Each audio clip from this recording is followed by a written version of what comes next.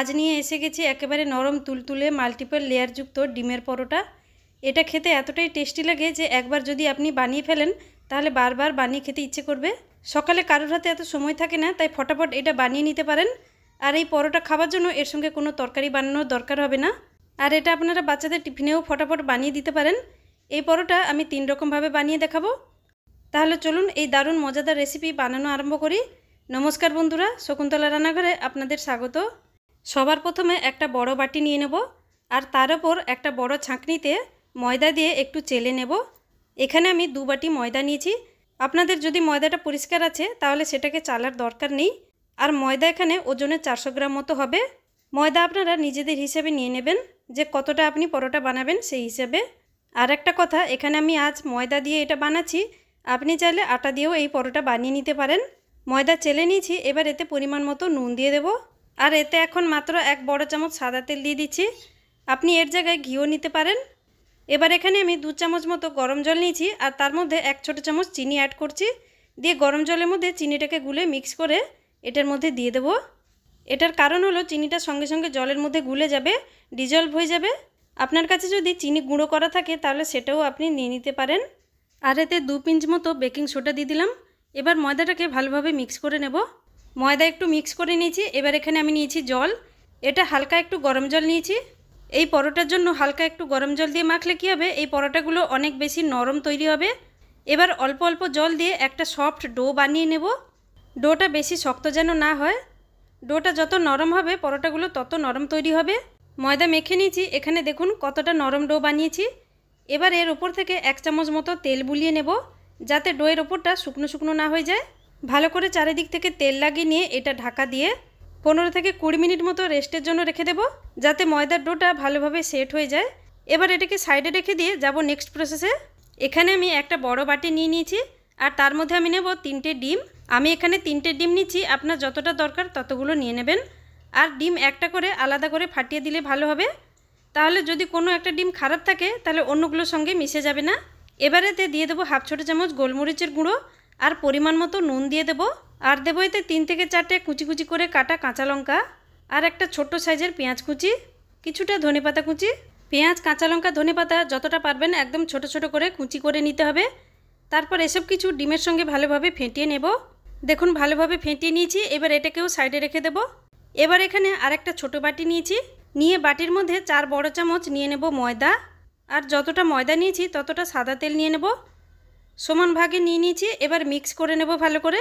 ময়দাটা তেলের মধ্যে ভালোভাবে মিক্স করতে হবে যাতে এর মধ্যে কোনো লাম্পস না থাকে। এবার দেখুন মিক্স করে নিয়েছি। এর কনসিস্টেন্সিটা এইরকম হবে। যদি এটা একটু গাঢ় হয়ে যায় তাহলে এতে আরও একটু তেল অ্যাড করে দেবেন, দিয়ে এর কনসিস্টেন্সিটা মেনটেন করে নেবেন। এটাকেও সাইডে রেখে দেব। এবার এদিকে ময়দা মাখাটা 15 থেকে 20 মিনিট রাখা হয়ে গেছে। ময়দা একটু সেট হয়ে গেছে আর দেখুন কতটা সফট হয়েছে ময়দা মাখাটা। ডোটাকে আরেকটু চটকে নিয়ে এবার এটা থেকে লেচি বানিয়ে নেব। যতগুলো পরোটা বানাবো ততগুলো লেচি বানিয়ে রেডি করে নেব। আর লেচির সাইজ নর্মাল আমরা যেমন রুটির জন্য যেই সাইজের লেচি বানাই তেমনই বানিয়ে নিতে হবে। এর থেকে বেশি বড় করে বানানোর দরকার নেই, কারণ ডিমের সঙ্গে যখন পরোটাগুলো বানানো হবে তখন অনেক বেশি হেভি হয়ে যাবে। সেই জন্য বেশি বড় করে লেচি বানানোর প্রয়োজন নেই। এবার লেচিগুলো ভালো করে গোল করে নেব। দেখুন এইরকমভাবে আমি সব লেচিগুলো সমানভাবে গোল করে নিয়েছি। এবার এগুলোকে ঢাকা দিয়ে রেখে দেব। তারপর একটা করে বেলে নেব। প্রথমে শুকনো আটা বা ময়দা দিয়ে একটা লেচি নিয়ে নেব, বাকিগুলোকে কভার করে রাখবো। তারপর যেমন আমরা নর্মালি রুটি বেলে নিই সেরকমভাবে বেলে নেব। আচ্ছা, এখানে অনেকে একটুখানি বেলে নিয়ে তারপর ভাঁজ করে পরোটা বানিয়ে নেয়। সেই রকম না করে প্রথমে রুটিটা যতটা পাতলা বেলা যায় ততটা পাতলা বেলে নিতে হবে। তাহলে কী হবে, যতটা পাতলা বেলা হবে ততগুলো লেয়ার তৈরি হবে। একটা রুটি বেলে নিয়েছি। এবার এর উপরে আগের থেকে ময়দার পেস্ট বানিয়ে রেখেছিলাম সেটা থেকে রুটির ওপর দিয়ে দেবো। চারিদিক থেকে দিয়ে ভালোভাবে হাতে করে স্প্রেড করে দেব। এইটা দিলে খুব সুন্দরভাবে লেয়ার তৈরি হবে। আর এই পেস্টটা অনেক বেশিও দিয়ে ফেলবেন না, নাহলে এটা ফোল্ড করার সময় এই ময়দা পেস্টটা বাইরে বেরিয়ে চলে আসবে। যতটুকু চারিদিকটা ভালোভাবে লাগানোর জন্য দরকার ততটাই লাগিয়ে নেবেন। এবার ওপর থেকে একটু লঙ্কা গুঁড়ো স্প্রিঙ্কেল করে দিচ্ছি, এটা অপশনাল। তারপর 2 সাইড থেকে ফোল্ড করে নেব। আস্তে করে একটু চেপে চেপে দিয়ে আবারও এর উপরে সামান্য একটু পেস্ট লাগিয়ে নিচ্ছি। এটাকেও হাতে করে স্প্রেড করে নেব। তারপর আবারও 2 সাইড থেকে এইভাবে ফোল্ড করে নেব। ফোল্ড করে একটু চেপে চেপে নিতে হবে। তারপর হাতে করে নিয়ে এইভাবে চারিদিক থেকে চেপে চেপে সিল করে নেব। এটারও কারণ আছে, এরকম করলে একদম ফোলা ফোলা পরোটা তৈরি হবে। দেখুন পরোটার জন্য এটা রেডি হয়ে গেল। এটাকে প্লেটে তুলে সাইডে রেখে দেব। আর একটা বানিয়ে দেখিয়ে দিচ্ছি। প্রথমে যতটা সম্ভব রুটিটা পাতলা করে বেলে নিতে হবে। তারপর এর ওপর থেকে পেস্ট দিয়ে দিচ্ছি। চারিদিক থেকে ভালোভাবে স্প্রেড করে নিতে হবে। একেবারে ধারে ধারে পর্যন্ত ভালোভাবে স্প্রেড করে নিতে হবে, না হলে পরোটা লেয়ারগুলো একটার গায়ে একটা চিপকে যাবে, ভালোভাবে খুলবে না। এবার সামান্য একটু লঙ্কা গুঁড়ো ছড়িয়ে দিলাম, দিয়ে একই প্রসেসে ভাঁজ করে নিচ্ছি। আবার একটু ময়দার পেস্ট দিয়ে দেবো। এই পরোটা দেখে মনে হচ্ছে অনেক ঝামেলা, কিন্তু তা নয়, বানানো খুবই সহজ, খুব কম সময়ে তৈরি হয়ে যাবে। আর তাছাড়া এই পরোটা বানিয়ে নিলে এর সঙ্গে কোনো তরকারি বানানোর প্রয়োজন হবে না, কারণ এতে ডিম দিয়েই তৈরি হবে।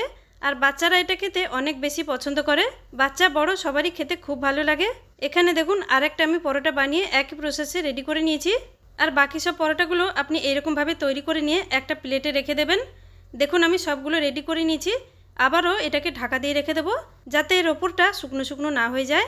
এবার পরোটাগুলো বেলা শুরু করব।